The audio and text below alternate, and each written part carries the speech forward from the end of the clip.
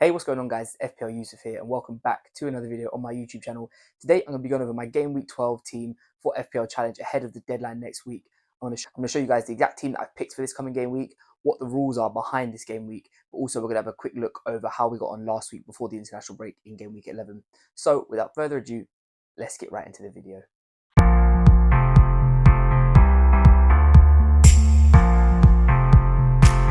Okay, welcome back guys. Thank you so much for being here today with me on my YouTube channel for another video. Before we get into this one, if you wouldn't mind dropping a thumbs up and subscribing down below, it would be greatly appreciated. Okay, so quick little recap over how game week 11 got off. We had a fantastic week this week. As you guys can see on screen, we finished on 75 points. We got an overall rank of 4,000 for this game week. And it all started off with Erling Haaland on the captaincy. You know, he got 14 points, coming back with a 28-point return. And it's something that I've spoken about in my previous weeks about, you know, getting the captaincy right, making sure that player in itself comes back with big returns. Ironically, it wasn't actually the biggest return we had on the team, but, you know, going into the start of the game week, something that I was so happy with that I definitely would take because obviously we're trying to sort of push towards that top 20k. As you can see now, we're currently ranked 25,000, so we are nearly there. But yeah, so overall this team did really well. You know, we had Haaland with the 14, Cunha same thing again up front, getting his returns. Mo Salah coming back with 17 points, which, you know, had we kept the team, it would have been even better. But you know, we'll take with what we've got. Aït-Nouri just coming back with a clean sheet, which, you know, it was a little bit risky, but I thought there might have been a little bit more upside in this game from him, but we'll take a return anyway. And Onana just putting the cherry on the cake with his 9-pointer, clean sheet, 3 bonus points. It worked out perfectly. So overall, everything went perfectly this week. 75 points overall, 25k in the world, so we're nearly inside the top 20. I'm going to get into what my team is looking like for game week 12 now. Okay, so game week 12, goal diggers, it's all about budgeting. So we have 45 million across these 7 spaces. Now, it's worth me saying before I get into this actual team, I selected this team on last Sunday. As soon as the game week closed and the new one opened up, I selected it straight away. So some price rises have changed before then, you know, like Konate, for example, has gone up.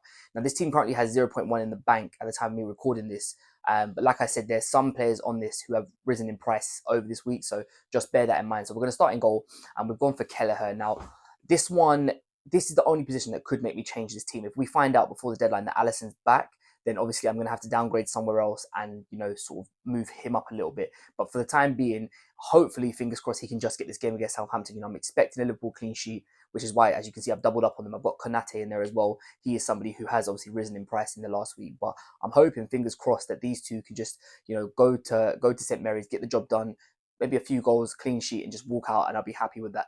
Coupling up with Konate in defence is Mazraoui. Now, as you can see, I've gone for a very weird formation. I've gone for a 2-2-2.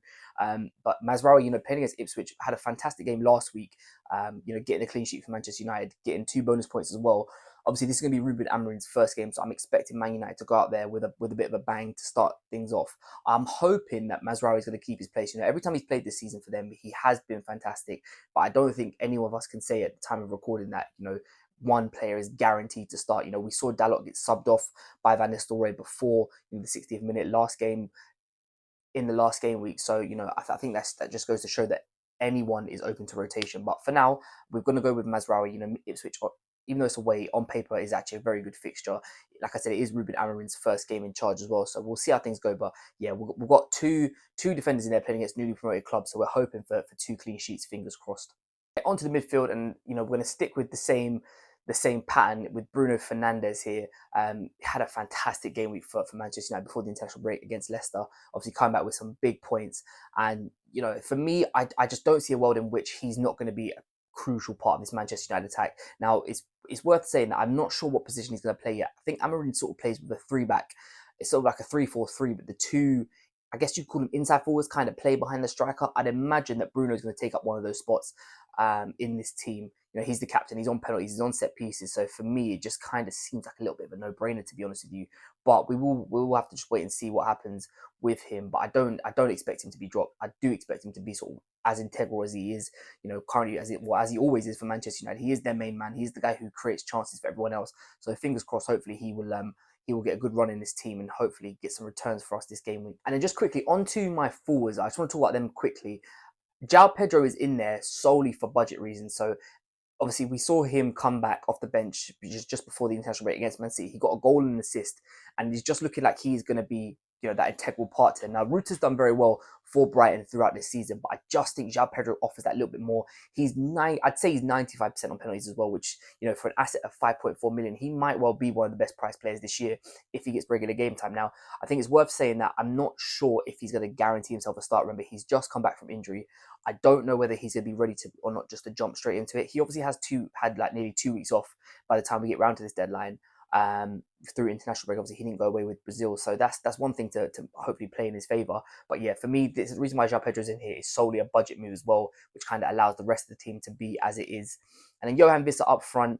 Everton, he come off the back of a brace last week. He has looked very, very good for Brentford. And, there was a toss-up between either him or Mbeumo. But over the last few weeks, I've seen that Brian Mbeumo's playing out really high and wide. And he's not really affected the game as much as what he was when Vissa wasn't there. Now, with Vissa playing down the middle, I think it's worth saying, obviously, I think their main striker, Thiago, is back. I don't think he'll come straight in. So I think you'll be fine for this week if you own Vissa. And obviously next week as well, they've got a good fixture. But after that, their fixtures sort of swing a little bit. So I don't think it really matters too much. This is the game we want to target. They're playing against Everton, a team who don't look like they can score, which means you'd imagine Brentford are going to have most of the possession here. So yeah, for me, this is just how I want to set up with this. I've targeted a lot of the lower teams in this sort of fixtures, newly promoted sides, teams who aren't scoring, who aren't really doing much. So fingers crossed, this team can return some big points for us this week. Okay, thank you guys so much for watching this video. If you have enjoyed it, don't forget to drop a thumbs up and subscribe down below.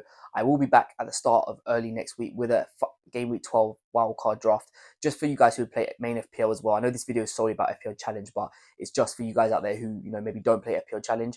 I'm going to be bringing you one of them at the start of next week as well, so stay tuned for that. But like I said, thank you guys so much for watching this video. If you have enjoyed it, don't forget to drop a thumbs up and subscribe down below, and I'll catch you guys next time.